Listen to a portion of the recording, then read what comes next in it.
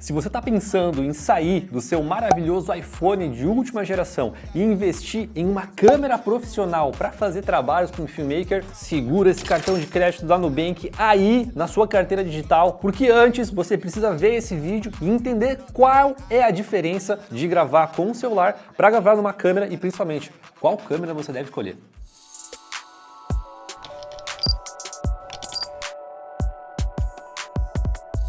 Bom, sejam todos muito bem-vindos aqui ao canal do Grupo Temos, uma empresa que já trabalha há mais de 8 anos com produção audiovisual e semanalmente a gente compartilha com vocês aqui dicas, reflexões, visões e ensinamentos sobre o mundo do audiovisual, equipamentos, relação com clientes, experiências pessoais e essa troca de ideia que a gente tem aqui que eu gostaria que vocês comentassem mais aqui embaixo. Eu já vou pedir aqui para você comentar nesse vídeo, para você se inscrever no nosso canal, curtir o nosso conteúdo e também mandar para os seus amigos, tá bom? Então, bora pro vídeo. Já vamos começar aqui com um pouquinho de calor e vamos falar dos nossos queridos caçulas, os filmmakers mobile, a galera que trabalha apenas com o celular.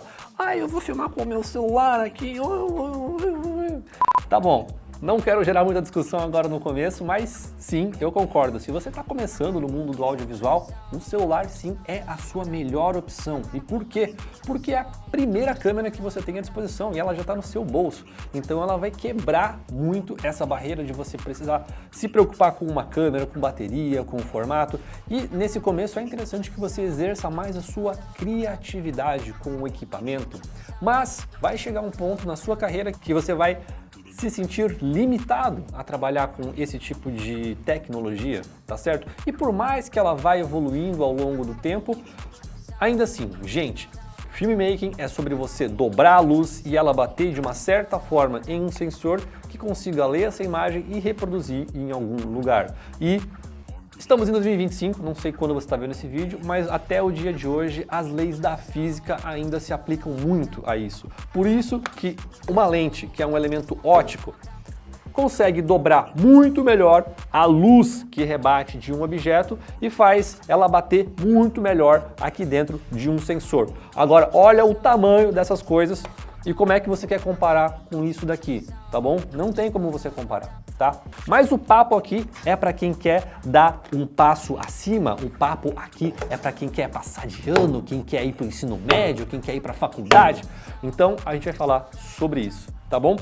E qual é a principal diferença aqui, na minha opinião, entre a imagem produzida pelo celular e a imagem produzida por uma câmera? Para mim, o principal aspecto, um dos principais aspectos, é a questão da textura. Você já consegue identificar uma textura de uma câmera com uma textura de um material produzido com um celular? Por mais que seja um iPhone de última geração. E um dos principais quesitos onde a textura do celular ela deixa a desejar é justamente na borda, quando você usa o modo cinema do iPhone. Se você for ver na borda do cabelo, do contorno das pessoas, no iPhone, quando você ativa o modo cinema, eu até vou gravar aqui um pouco com o modo cinema, só para a gente também ter, né? Então, ó, tô gravando aqui com o modo cinema e vocês podem ver aqui no... vamos botar uma imagem do lado da outra, ali, ó. Vocês podem ver que na câmera eu tenho uma borda muito mais suave do que com o celular. No celular aqui a gente consegue ver, por exemplo, ainda mais se eu me mexer muito mais rápido ou se meu cabelo estiver mais espetado aqui, você consegue ver algum tipo de falha aqui perto do cabelo. É claro, essa falha ela sempre vai melhorando, mas é um dos principais pontos onde a gente consegue ver a diferença de uma imagem feita por celular para uma imagem feita para câmera. E por que eu estou batendo tanto na tecla de você se diferenciar e você querer dar esse passo além do celular? Simples. Celular não é diferencial nenhum. Todo mundo tem um celular no bolso e consegue fazer um bom conteúdo. E se o seu tipo de conteúdo não depende de um olhar cinematográfico, se é só para um TikTok, beleza, continua no celular lá e você vai conseguir produzir o seu conteúdo de uma forma, aqui, top, e ela vai atingir o seu resultado. Mas, se você tem o objetivo de produzir um material cinematográfico e trazer um tipo de emoção, comunicar através da imagem, do refino da imagem, você sim vai precisar fazer o upgrade para um equipamento mais profissional. E tem um ponto que é muito importante aqui, quando você optar por trabalhar com equipamento profissional, que é a profundidade de cor. Mas o que é profundidade de cor? Profundidade de cor nada mais é do que a quantidade de cores que a sua câmera consegue enxergar. Calma, vou te dar um exemplo. Bora pra cá então. Aqui do lado a gente está vendo um gráfico das tonalidades da cor azul. Na cor azul aqui, a gente consegue ter uma infinidade de tonalidades. A gente tem um azul mais claro, um azul mais escuro, um azul mais puxado para o ciano, um azul mais puxado para o verde. Só que quem diz quais cores a minha câmera consegue enxergar? Quem diz isso é a taxa de bits que a sua câmera grava. Vamos pegar, por exemplo, aqui a Canon RP. A Canon RP é uma câmera que grava em 8 bits. E o que isso quer dizer? Quer dizer que o nosso sensor da câmera consegue enxergar aproximadamente 16,7 milhões de cores. Então, em todas as tonalidades de azul, a gente vai ter uma fração disso daí, mas vamos supor em todas as cores a gente consegue enxergar 16,7 milhões de cores. Agora, quando a gente pula para essa câmera aqui, que é uma Canon R6, que eu estou falando para ela diretamente agora, ela já grava em 10 bits. E o que isso significa? Significa que ela consegue enxergar até 1 bilhão de cores. Um salto de 16 milhões para 1 bilhão. Só para vocês terem uma noção, vamos supor aqui se isso fosse dinheiro, tá? Se isso fosse dinheiro. Bom, se isso fosse dinheiro, vocês tivessem 16 milhões de reais versus 1 bilhão de reais, vocês têm noção do que é isso? Muda completamente o padrão de vida da pessoa. Com 16 milhões a pessoa vai comprar ali, se você comprar já 2 imóveis ali de 5 milhões, você fica só com 6 milhões, tá certo? Então, é muita diferença, tá certo? É muita diferença. Se você gastar logo esses 16 milhões, você fica com zero. Se você estiver gravando uma câmera de 10 bits, você ainda vai ter lá,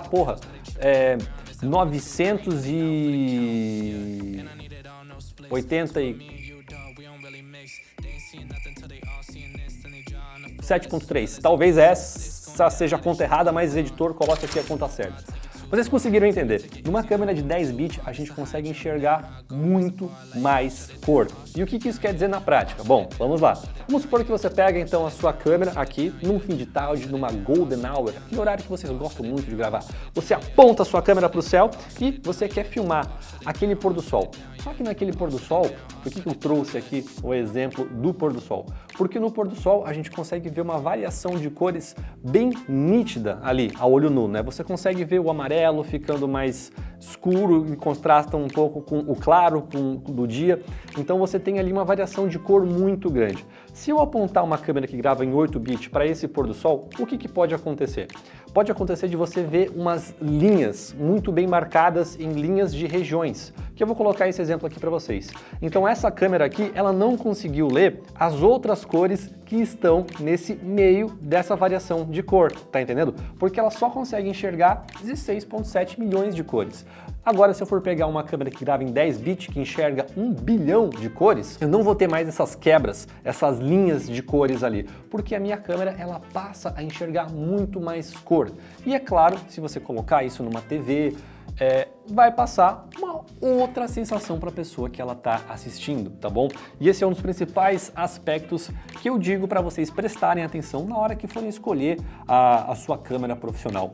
Optem por pelo menos câmeras que gravam em 10 bits. Se eu não me engano, a Sony ZV-10, que é uma queridinha de vocês aí. E por mais que eu acho que o pessoal que grava com Sony curte uma fila na lotérica, e se você sabe que fila na lotérica é igual a ficar horas e horas corrigindo as cores bizonhas que vem com cinza e magenta e verde nessa câmera que vocês acham que é boa, a gente para por aqui, tá bom? Brincadeiras à parte, a ZV-10 é uma câmera muito boa e ela já grava em 10 bits. Eu não sei se ela grava em 10 bits, vamos ver se ela grava mesmo. Vamos ver agora aqui se essa câmera grava mesmo em 10 bits. Ó, mas ela faz 4K, 30 quadros, Full HD 120. Uma câmera boa, galera, mas eu não gosto de Sony, tá? Não curto Sony mesmo, não acho... olha só, quem diria, a Sony ZV-10 não grava em 10 bits, tá certo? Mas eu vou deixar aqui então uma recomendação de uma câmera que grava em 10 bits e é mais barata que a Canon R6, tá bom, editor? Bom, esse é só um dos aspectos que eu quis trazer para vocês aqui nesse vídeo sobre o que você precisa prestar atenção quando você for sair do seu iPhone e investir em um equipamento profissional. Lembre-se que um equipamento profissional não vai fazer você ser uma pessoa melhor, não vai fazer você ter vídeos melhores, mas sim a quantidade de tempo que você usa para aprimorar as suas técnicas e conseguir extrair o máximo desse equipamento aqui, tá bom? Gente, pro vídeo de hoje era isso. Se vocês têm curiosidade em saber mais sobre temas do audiovisual, sobre equipamentos, sobre tratativa com os clientes, que é uma relação de amor e ódio, eu garanto, principalmente quando vem a palavra alteração, deixa um comentário aqui e a gente volta a se ver na próxima semana. Fui!